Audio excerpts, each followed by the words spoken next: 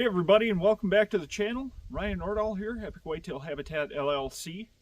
If you're new to my channel or you haven't yet, hit that subscribe button. Turn on the bell notification. That way every time I upload a new video, you get that notification right away. And hey, any of the products or tools you see me using in these videos, you can always find links in the description below. But hey, today we're out here on the proving grounds. We're getting a little bit of work done. We're doing some tree planting. But one of the most important things we're doing, especially because the weather has allowed, I've already done this at home, but we're out here, we're taking soil samples. It's the most important thing you can do. It's the most important part of a successful food plot program, is knowing your pH, your NP and K levels. Most soil samples, though, when you submit them, they're testing primarily for pH, phosphorus, and potassium. Now, how do we take soil samples? Well, what you want to do, if you have a shovel, a hand trowel, or better yet, a soil probe. Now this thing isn't very much good for anything at all, except for taking soil samples. You just stick it in the ground. Now, it's recommended 6 inches of soil for each probe. Whether you're digging it with the shovel, your hand trowel, or your handy dandy little soil probe like this that I have here. Now this one here comes with a marking to mark that 6 inches. Now why 6 inches? Why not just 2 inches? Why not 8 to 10 inches? Well, the nutrients that are perhaps already locked up in your soil profile, they're going to be greater toward the surface and they're going to be less. You want diversity. Your nutrients stratify throughout the soil profile. Now, why 6 inches? Because 6 inches is the most common plow depth. It goes back to using moldboard plows and everything. And that's why 6 inches is recommended. It stratifies throughout the soil profile, that 6-inch soil profile. Now, how many cores does it take? Well, as a rule of thumb, if we're in a larger agricultural setting, one sample, meaning 1 pint of soil in a soil sample bag that you would submit to a lab, you want about 10 to 15 cores per 5 acres. Now, we deal with a lot of smaller in-woods food plots and stuff. You still want a significant amount of soil to get at least a pint in those sample bags. But you just, random spots throughout. Now, you have to be careful though. You have to be careful of waterways. Like if you're going into an old pasture or something too, and you want to put a food plot in an old pasture.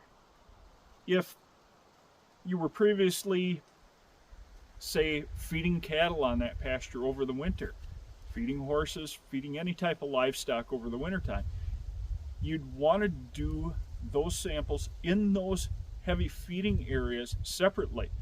Say where there's a lot of manure that was spread on the field, if you have, the ability to spread manure on your food plots at all.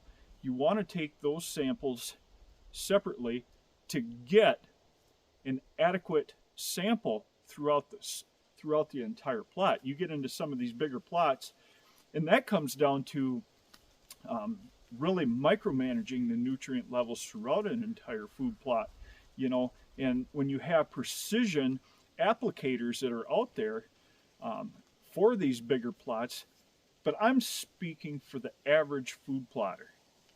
Doesn't have access to those types of equipment and stuff. You still want to take representative samples throughout your food plots. And really, all you have to do, again, you drive this, if you have the means to have a soil probe like this, 6 inches, take about, in some of my smaller plots, quarter-acre plots, I'm taking about 8 cores out of there. 8 cores will add up to 1 sample in that plot. I want to do a sample per plot. When I start getting out above 5 acres, then I'm doing multiple samples, submitting multiple samples for that entire food plot. But for the most part, with the smaller plots, like the one I have behind the camera here, 8 to 10 cores out of here, so I get a good representation because I've got a lot of variables in this particular plot here. I've got a little bit more sand up on this upper end with a little bit of heavier soil down on the lower end. And that's the way it is. You take your soil probe, stick it in the ground, pull out your core. You tap it into a bucket. Tap that, so that core falls into your bucket. After you've gathered your cores, you mix it together thoroughly and then pour it into your bag. Now you'll want to submit other information as well, specifically to what you're going to be planting in your food plots that year. And that way the laboratory can give you more precise recommendation for fertilizer and pH recommendations as far as adding lime or calcium to your food plot as well. But it can give you the proper amount recommendation for potassium, phosphorus, and nitrogen if you're doing a specific nitrogen test. It's going to cost a little bit more to do a nitrogen test because basically, like I said earlier in this video, most laboratories, when you submit a soil sample, they're only really doing 3 key elements, and that's, again, pH, phosphorus, and potassium. Nitrogen is going to cost you a little bit more. But still, soil samples, the cheapest thing you can do. It's your cheapest input into a successful food plot program. I like to take mine to our local co-op, and then they send it out to the particular place that our soil samples go is to Rock River Laboratories down in southern Wisconsin, Janesville, I believe it is. And I know some other states that submit their samples to Rock River Laboratories, and I get an email back after 2 or 3 days with my analysis for the soil samples that I take. And it also depends on the time of the week that you submit your soil samples. If you submit your soil samples on a Friday, chances are the laboratory is not going to receive them till the following week, and that can have a significant impact on the results of your soil test. So if you're doing soil tests, I like to do mine the beginning of the week, Monday or Tuesday, get them to the co-op or the county extension office as soon as I can so they can submit them and they get them there within that business week to the laboratory. I think that about covers everything, and that's what I have to share on this video today. So again, one more thing. If you're taking soil samples in the spring, you want to continue to take soil samples every spring.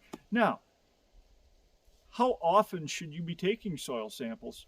Well, for the basics like corn and soybeans, I think you can get by every 2 to 3 years. You don't have to take soil samples every year, as long as you're making the proper soil amendments and using the proper applications of lime and other commercial fertilizers at that time. But I think we've about covered everything. If I missed anything, we can discuss it in the comments below. So be sure to leave a comment. What do you do? What do you do to, submit soil samples? Yeah, there's soil sample kits that you can take. A lot of them are just pH, instant pH tests. But there are others out there too. I know Amazon sells a pH, NP, and K test. I'll leave links to the description to these, or links in the description below this video, so you want to check that out to any of those types of products as well. So hey guys, good luck with your food plot programs this spring. Now is a great time to get a jump start on it. Again, if you haven't or you're new to my channel, hit that subscribe button. Turn on the bell notification. Check out any of the products or tools that we're using in these videos, and I'll leave links in the description below. Like I said, you want to check that out. Your support is greatly appreciated. I can't thank you guys enough. Keep living the dream. God bless you all, and thanks for watching.